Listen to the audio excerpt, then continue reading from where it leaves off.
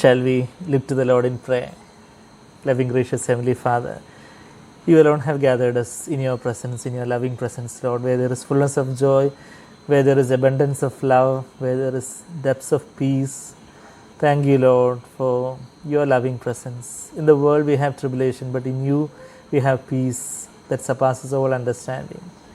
And Lord, you are the one who guard our hearts and minds in Christ Jesus with your peace. Thank you, Lord Jesus. Thank you that you are going to speak to our hearts, cleanse us with your blood, and flood our hearts with your Holy Spirit and minister to each one of our hearts. Meet the deepest longings of our heart. We want to hear your voice, how sweet your voice would be, how stern your voice would be. Lord, we want to sense it in our deepermost spirit. And Lord, we want to respond to your voice. We want to humble ourselves before your voice. We do not want to harden, but rather humble ourselves and to be transformed into your likeness through the Holy Spirit's empowerment and transformation, Lord Jesus. Thank you, Lord Jesus. Thank you. Bless this time and let your name alone be glorified. In Jesus' precious sweetest name we pray. Amen. Amen. So we have been studying the book of Hebrews, and the first chapter we could finish in the last 2 weeks, and we saw how God is a God who speaks. Even in the chapter 1, even verse 1, God speaks. Even from Genesis chapter 1 itself, we know God said, let there be light. And like that, God is a God who longs to speak to our hearts. And in the beginning, he spoke through many prophets. And then the final spokesman of God is Jesus Christ himself. And we saw that, and he is the creator, he is the sustainer, and we saw from verse 5 onwards, in chapter 1 verse 5 onwards, how Jesus is far superior to all angels because of he being the creator God, he receiving worship, and God the Father himself addressing him as God. Like that, we saw many quotations from the Old Testament Psalms, Hebrews 1:8. But of the Son, he says, your throne, O God, is forever. So God is telling, God the Father is calling Jesus God. And then we saw that beautiful verse 9, how Jesus was anointed with the oil of gladness. Although he was a man of sorrows, when Isaiah the prophet in his prophetic vision saw the Messiah, when we look from outside, he is a man of sorrows, but inside there was a fountain of joy through the fullness of the Holy Spirit. Even while Jesus was going through all the trials and difficulties and persecution, he was full of the oil of gladness. He said to the women there in Jerusalem, daughters of Jerusalem, you do not cry for me, but rather you can weep. You should weep for yourself and for your children. So like that, he didn't want any pity from anybody. Although he went through deeper sufferings, he was full of the oil of gladness because he loved righteousness and hated lawlessness. Verse 9, we saw that, and then we saw how angels are called flames of fire in verse 7. And although angels are referred to flames of fire there, we saw that as messengers of God, as God's servants, as God messengers, we also need to be set aflame, set ablaze, set on fire by the Holy Spirit. And then verse 14, chapter 1 verse 14, we saw that they are all ministering spirits. Sevaka Atmakal in Malayalam, it's written over there, ministering spirits, and they are sent out to render service for the sake of those who will inherit salvation. So there are many angels, even without our knowledge, who are rendering service to us in our accident-prone roads, when we drive, when we, many a time actually, when our children have escaped from, many injuries in their growing years, it's really the angelic protection. It was, if it is just, if it is just a matter of one or few seconds, they would have ended in some, injuring themselves in some way. Suddenly we would be finding them, and actually even in the roads and all, how there will be angelic protection, we are not aware of many things, and they are ministering spirits. And 1/3 of the angels fell away. Revelation 12:4 says 1/3 of the stars fell away with the devil, but 2/3 are remaining. So for even for one demon, even statistically for one demon there are 2 angels. So even if all the demonic world try their level best, even without God's permission, they cannot do anything also. And even if they do something also, there are many more angels who are there to protect us. Elisha prayed for his servant so that his eyes would be enlightened to see the angelic armies who were surrounding that mountain there. So like that unseen angelic protection we experience. There is a verse in Matthew 18:10 where Jesus says about, Jesus own words about little children. Matthew chapter 18 verse 10 there. What do we read there? See that you do not despise one of these little ones, for I say to you that they angels. So the guardian angel like that, and some people refer to the angels in heaven continually see the face of my Father who is in heaven. So how God has allotted angels for our protection. Above all, He Himself is there. His presence is there through the Holy Spirit. And even we read that Jesus being empowered by the angels when He was sweating blood drops in the Garden of Gethsemane, in that deep agony and anguish, when He was praying, Father, let your will be done, not my will. And Jesus also referred to the angel, John 1:51 is another reference where Jesus is telling about this angels ascending and descending on the Son of Man, the ladder, that which is the, Jacob saw a ladder in his dream, a ladder ascending to heaven, and Jesus is telling that He is that ladder, and He says that, John 1:51, truly, truly I say to you, you will see the heavens opened and angels of God ascending and descending on the Son of Man.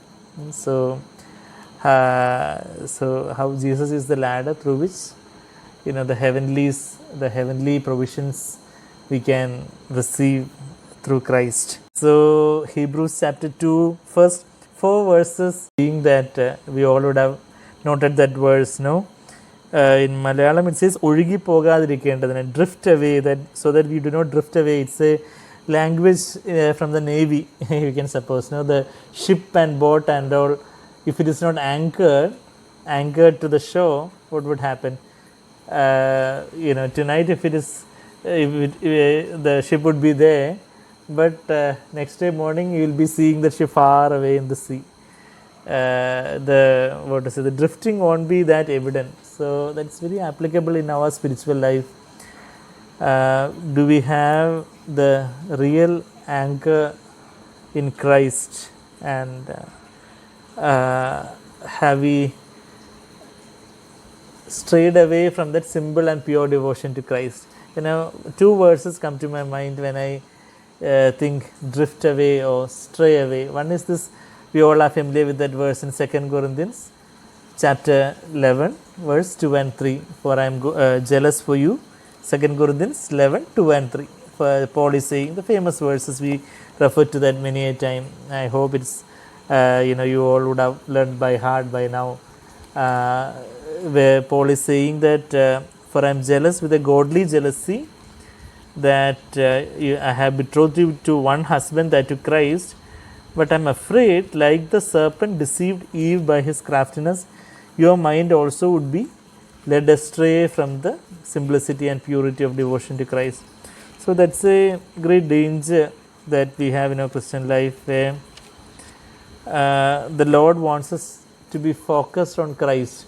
Even the same Hebrews 12, 1 and 2, we know that the verse, fix your eyes on Jesus, the author and finisher of our faith. So the Lord wants us to fix our inner eyes on Jesus through the Holy Spirit. But actually, the Satan is trying. The serpent deceived Eve by his craftiness in the Garden of Eden. Just like that, the serpent is trying to lead us astray from that simple, pure devotion to Christ. When I was praying, I was reminded of that verse, may the peace that surpasses all understanding will guard your hearts and minds in Christ Jesus. So, if when the Holy Spirit fills us, the Holy Spirit fills us with His peace, which is stillness, that rest, and that in that rest, our hearts and minds would be guarded still in Christ Jesus. If we lose that peace and rest, what will happen? Our hearts will be strayed this way and that way. Even Ephesians 4:13, Paul is telling the Christians over there, the Ephesian Christian, that do not be like little children who are swayed by every wind of doctrine and trickery of man. Ephesians 4:14 rather. As a result, we are no longer to be children. When we are spiritual children, if we are Ephesians 4:13 says that the Lord wants us to grow to a mature man, to the measure of the stature which belongs to the fullness of Christ. When we are born again, we are like spiritually a baby, and the Lord wants us to grow to the maturity of Christ. But if we are spiritually infants and children, we will be tossed here and there by waves and carried about by every wind of doctrine. Nowadays also, when many new doctrines, many new unheard new, very strange, odd doctrines which are not anyway found in the Word of God are preached by many prosperity preachers and all. People who are really having their anchor in the rock of Christ, in the rock of ages, that is Christ Himself, in the Word of God, they won't be strayed away, they won't be carried away, they won't be drifting away. But the spiritual infant, they would be believers for many years, but spiritually they are babes in Christ. As to Corinthians, Paul is telling you are babes in Christ. And even to the same Hebrews 5:11, the Hebrew writer is telling the Hebrew Christians over there, by this time you should have become teachers, but now also you need milk and not solid food.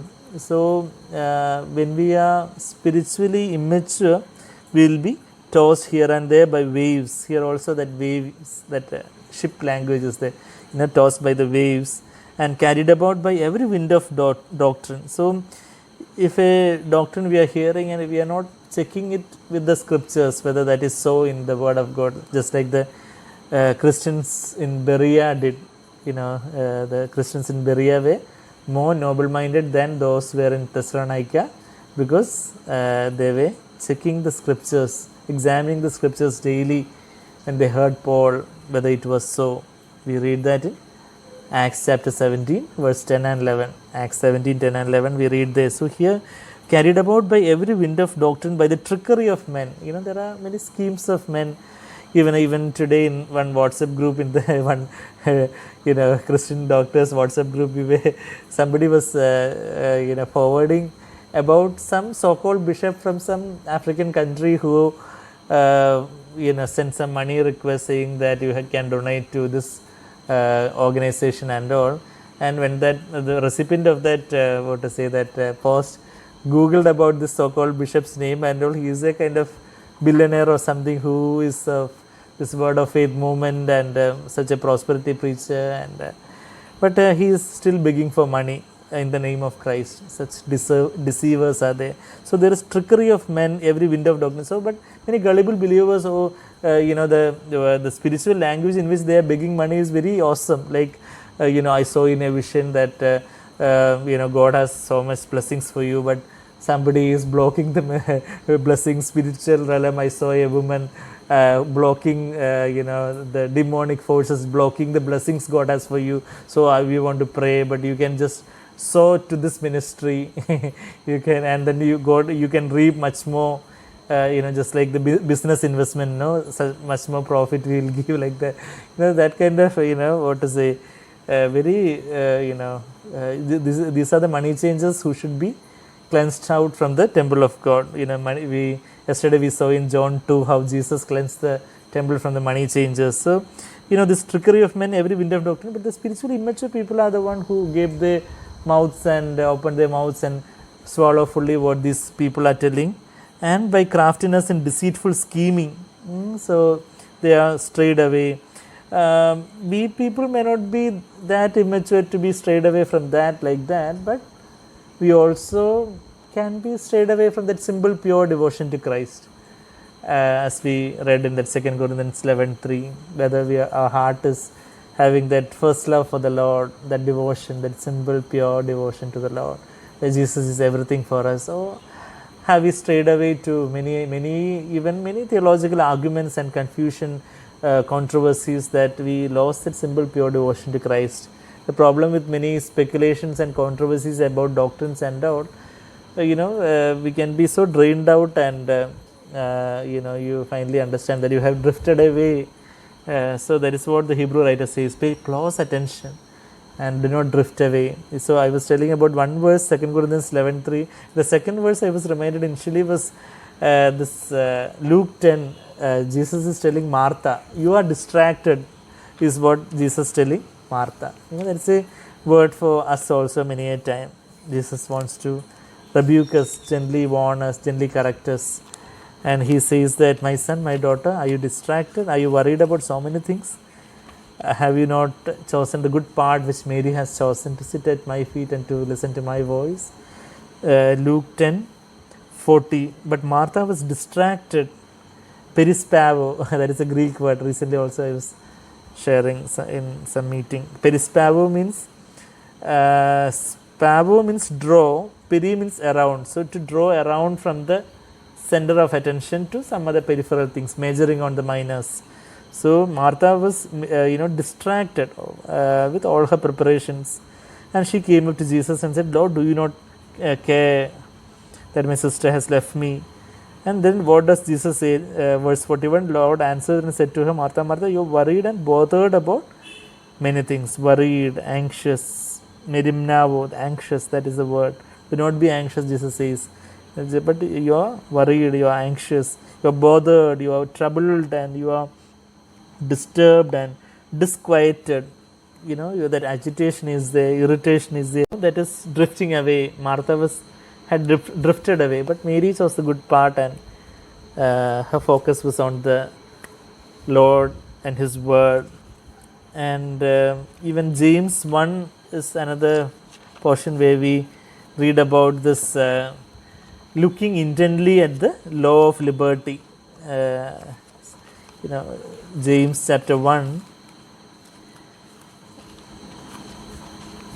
verse 23, for if anyone is a hearer of the word and not a doer, he is like a man who looks at his natural face in a mirror.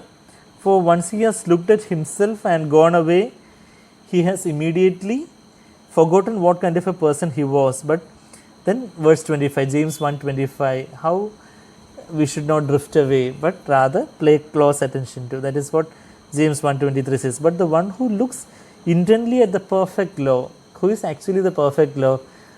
The perfect law is the Word became flesh, that is Jesus Himself. John 1:14, the Word became flesh, He became a man, became a human being, and dwelt among us. And if you look intently at the perfect law, that is Christ Himself, that is the law of liberty, that the Word, you will know the truth, and the truth will set you free. It's the law of liberty, it's the word of liberty. And you abide by that word, abide by Jesus, not having become a forgetful hearer, but an effectual doer. This man will be blessed in whatever he does. If he do not drift away, but rather if our delight is in the law of the Lord day and night. Psalm 1:2. Psalm 1:1 says about not standing in the path of sinners, not sitting in the seat of scoffers, not walking in the way of the wicked. Walking, standing, sitting, the three degenerative stages, it's described in Psalm 1:1. Degenerative stages, it's a medical term, I think. Degradation. Walking the path of the wicked, then walking the way of the wicked, then standing in the way of the sinners, then you feel like sitting down there, you're sitting in the seat of the scoffers. But if you do not do all that, but your delight is in Jesus Himself, the Word of God, day and night. In the Old Covenant, they had the written word only, but we have now Jesus Himself, we have the object of a meditation is not just the word of God, but Jesus' life himself. And if our delight is in the law of the Lord day and night, then we will be blessed in whatever we do. That is what we read in James 1:23. This man will be blessed in James 1:25. This man will be blessed in whatever. If we abide by the word of God, the word of God abides in us. That is, Jesus lives through us, and there will be a blessing of the Lord in whatever we do. The little work that we are doing in our department, in our workplace, in our kitchen, or when we are bringing up children, when we are overseeing people, when we are whatever work we are doing, there is a blessing of God if our delight is in the law of the Lord day and night. Even Jesus said about the parable of the sower, where there is this great drifting away happens in most people. We all hear the word of God, but in our hearts itself, we can be like the we can be like the wayside Christians, where the birds of the air are taking away the word of God. We can say, as we have heard from Brother Zach, there are 6 types of ground are there. Usually we say the 4 types of soil, the wayside, rocky places, thorny ground, and the good soil. But actually the good soil is also 30-fold, 60-fold, and 100-fold. So what happens to the 30-fold and 60-fold people is that for the 30-fold people, 30% harvest they have. That means 70% of their land have been engrossed by the wayside or the rocky or the thorny places.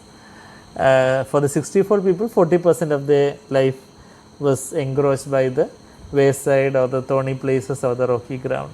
So, in our lives, actually, if we are just hearing the word of God, not really meditating upon that, what will happen? The birds of the air, the demons would be there to take away the word that we have heard. And of course, and if we haven't really meditated, if we have meditated, but we haven't obeyed that, it will be like the rocky ground. There won't be any root in that. And the people in the people in the thorny places, what happens to them? They were choked by the worries of the world. 3 things that choked them, the triad that we read in Luke chapter 8. Luke chapter 8, verse 15. Luke 8:14 rather. They are choked with worries and riches and pleasures of this life, and they bring no fruit to maturity. So worries of this world, what will happen tomorrow, about our future, about our children's future, about whatever things that worries us. Or it can be the riches. We are after the money, we are after riches, making more and more money than we need, always dreaming and thinking and scheming about money. Or it will be the sensual pleasures of this world. We are after the pleasures, the sexual pleasures, the sensual pleasures, the comforts and the pleasures of this world. All these things will be choking the word of God. So these are many ways in which we can be drifting away from the word that we are hearing. So Hebrews 2:1, as we heard, how we need to have that anchor in Christ. We need to pay close attention whether our focus is still on the Lord, whether the bride's eyes are still on the bridegroom or something else. She is strayed away from that simple pure devotion, and then paying close attention to the word of God.